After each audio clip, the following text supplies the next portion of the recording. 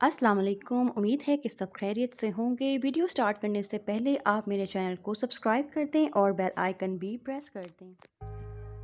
तो आज के मैं इस ब्लॉग में आपके साथ बहुत सारी बातें शेयर करने वाली हूँ और कुछ अपनी रूटीन शेयर करूँगी। जैसे कि अभी सुबह सुबह का वक्त है और मैं नाश्ता बना रही हूँ बच्चों का, तो मैंने सोचा आज बच्चों का जो नाश्ता बन रहा है वही मैं भी आज अपना नाश्ता कर लूँ। यानी कि मैं बच्चों के लिए बना रही हूँ फ्रेंच टोस्ट। और फ्रेंच लोगों को बिल्कुल भी अंदाज़ा नहीं है कि इस रेसिपी को पाकिस्तानी लोग फ्रेंच टोस्ट बोलते हैं। तो कुछ इस तरह से रेसिपी तो सबको पता ही है कि अंडा, दूध और चीनी वगैरह डाल के और उसका मिक्सचर पेस्ट बनाते हैं और साथ ही ब्रेड डिप करते हैं और उसको ऑयल में फ्राई कर लेते हैं, शैलो फ्राई कर लेते हैं। तो यहाँ पर आज मैंने जो है ना बच्चों के लिए माशाल्लाह से मैं देसी घी ही यूज़ करती हूँ, उनको फ्रेंच टोस्ट इसी में बना कर देती हूँ। लेकिन आज मुझे ऐसा फ़ील हो रहा था कि मैं आज बच्चों के लिए जो बना रही हूँ ना, तो इनका आज कोई ख़ास मूड नहीं लग रहा खाने पीने का, तो अगर ये ज़ाया करते हैं तो फिर मैं ले लूँगी। और मैं इसीलिए दूसरा ऑयल यूज़ कर रही हूँ। मैंने जो है ना वो देसी घी बिल्कुल भी यूज़ नहीं किया, क्योंकि अगर देसी घी वाला ये छोड़ देते हैं तो फिर मैं भी नहीं खा सकूँगी, क्योंकि मुझे देसी घी पसंद नहीं है, उसकी ना मुझे स्मेल थोड़ा सा इशू हो जाता है। खैर, तो मैंने सोच इसी वजह से ना आज ये सिंपल वाले ऑयल में, और ये ऑयल की बोतल मैं आपको दिखा चुकी हूँ कि किस तरह मेरे ये अब काम आएगी। ये सिरके वाली बोतल थी जिसको मैंने वॉश कर लिया था, और वॉश करने के बाद मैंने इसमें ऐड कर दिया था। मैं हमेशा इस तरह की बॉटल्स ना फेंक देती थी, तो अब मैंने ये यूज़ करनी शुरू की। मेरे दिमाग में ये आइडिया आया कि बिल्कुल कुछ चीज़ें ऐसी होती हैं जब हमें सिर्फ 2 से 3 ड्रॉप्स ही ऑयल की ज़रूरत होती है। तो ऐसे में हम ना भर के 1 चम्मच तो नहीं ऐड कर सकते ना ऑयल का। तो जब इस तरह की बॉटल्स होती हैं ना, जब हम सिरका भी ऐड करते हैं तो वो 1-2 ड्रॉप्स ही हमें चाहिए होते हैं। तो इस वजह से ना ये बॉटल मुझे बड़ी ज़बरदस्त लगी। मेरा ये दिमाग में आइडिया आया तो मैंने इसको वॉश किया और इसको ड्राई किया, और उसके बाद फिर मैंने इसके अंदर सादा जो ऑयल होता है ना, जो खाना पकाने के लिए हम ऑयल यूज़ करते हैं, वो मैंने इसमें साफ़-सुथरा ऐड कर दिया।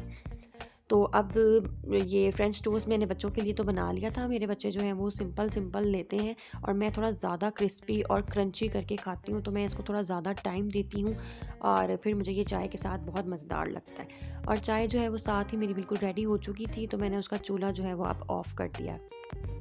क्योंकि ज़्यादा पकी हुई चाय जो है वो बिल्कुल भी मज़ेदार नहीं लगती, तो फिर मैंने सोचा कि जैसे-जैसे अब साथ-साथ वो मेरा फ्रेंच टोस्ट बन रहे हैं, तो मैं साथ अपनी चाय भी कप में निकाल लेती हूँ।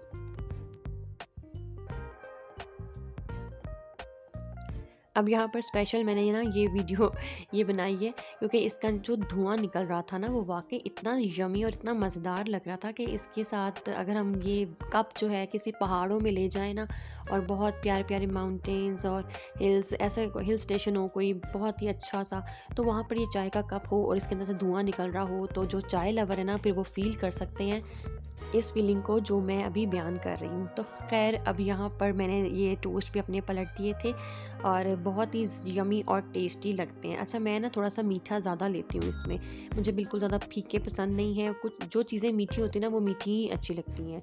तो इसके ऊपर मैं थोड़ा-सा ना ड्रॉप्स इसके भी ऐड करती हूँ। 1-1 चम्मच ना शुगर अलग से ऐड करती हूँ, इसके ऊपर डालती हूँ, और उसके बाद उसके ऊपर थोड़ा-सा अंडा भी फैला देती हूँ, जो हमारा मिक्सचर, जो हमारा मटीरियल रेडी होता है। तो ये जी हमारे थोड़े से ये सड़े हुए नहीं है, ये मैं क्रंची ही खाती हूँ ऐसे ही, ये मुझे बहुत मज़ेदार लगते हैं।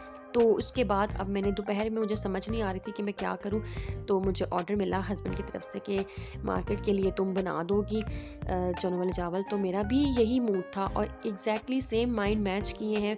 मेरा चनों वाले राइस बनाने का ही दिल करा था सभी के लिए, और कुछ मैंने बांटने भी थे। मेरा दिल करा था कि मैं नेबर्स वगैरह में ना ऐसे चनों वाले राइस बना के तो फिर बांटती हूँ, क्योंकि मैंने चने में लेकर भी आई थी और मैंने बॉयल भी किए थे, तो वो मेरा भी माइंड यही करा था। तो अब एग्जैक्टली फिर सेम टू सेम जब हस्बैंड ने भी यही बात की, तो मैंने 1 मिनट भी नहीं लगाया और मैं साथ ही सब्जियां कट करने लग गई। साथ ही मैंने चावल भिगो दिए, और चने तो बॉयल ऑलरेडी थे तो उनको भी मैंने फ्रीज़ किए हुए थे, तो मैंने वो निकाल के तो पानी में डिप कर दिए। और साथ ही अच्छा, ये मेरी इतनी प्यारी देगची थी, इसके अंदर मैंने 1 से 2 दफ़ा पानी गर्म कर लिया है, क्योंकि ज़रूरत थी पानी गर्म करने की। पिछले दिनों जब सर्दियाँ थी तो वो उसका कलर भी इस तरह से हो गया है। अब आज क्योंकि मैं काफ़ी अरसे के बाद ना इस तरह चनों वाले राइस बना रही थी, यानी बाँटने के लिए ना, तो मुझे अचानक से याद आया कि ये जो अभी मैं प्रोसेस कर रही हूँ ना, जब मैंने ज़्यादा चनों वाले चावल बनाने होते हैं, यानी कि चावल ज़्यादा बनाने हैं चनों वाले या चिकन वाले, कोई बिरयानी कुछ ज़्यादा करना होता है, तो अभी तो ख़ैर 1 और 2 केजी के रेंज के अंदर ही मैं अभी बना रही थी, इतने ज़्यादा भी नहीं बना रही थी। तो मेरा ये कोशिश होती है कि एक-एक जो मसाला मैंने चम्मच से अलग से डालना है ना देगची में, तो मैं पहले ही ना एक बड़ी प्लेट तैयार कर लेती हूँ सारे मसालों की।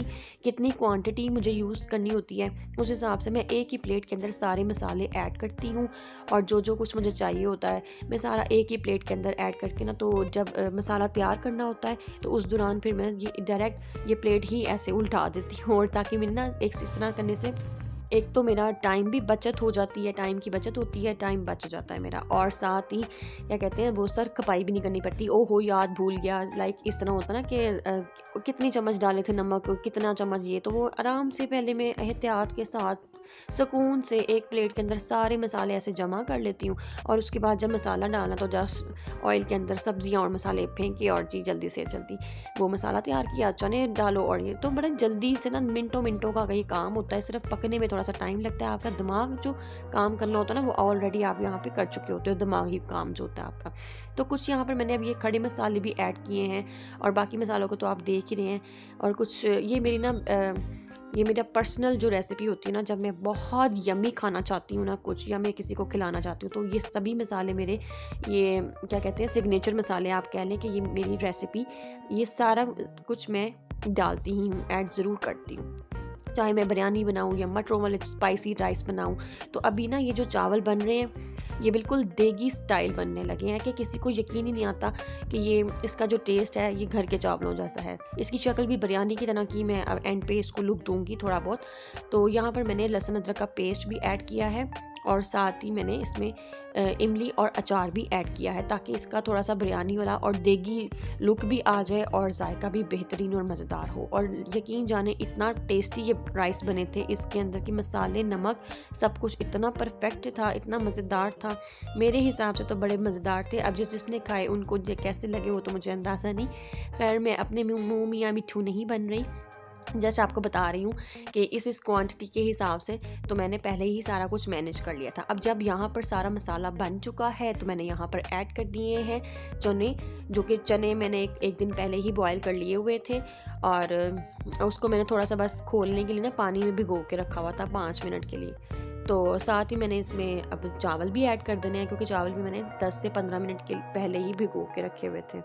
तो मैं पहले भी आपको काफ़ी बार बता चुकी हूँ कि चावल जो है ना मैं तकरीबन 1 घंटे से 1.5 घंटा भिगो के रखती हूँ। जितना पुराना चावल होगा उसको ज़्यादा देर भिगोएंगे तो वो उतने ही खिले खिले और मज़ेदार बनेंगे। लेकिन ये मैंने 10 से 15 मिनट का ही बस मुझे थोड़ा सा टाइम मिला था, तो इसलिए मैंने ये वाले जो चावल है ना वो इसी तरह भिगो के रखे। और यहाँ पर मुझे याद आ रहा था वो पुराना, आज से 4-5 साल पहले की बात है, जब मेरी बिल्कुल नई शादी हुई थी। शादी को 5 महीने हुए थे और फिर मैंने 5 किलो चावल बनाए थे लाइफ में पहली दफ़ा। तो वो बहुत ज़्यादा टेस्ट में बहुत परफेक्ट थे और बहुत ज़्यादा पसंद भी किए गए थे और बहुत ज़्यादा परफेक्ट फाइन बने थे, बड़े मज़ेदार बने थे।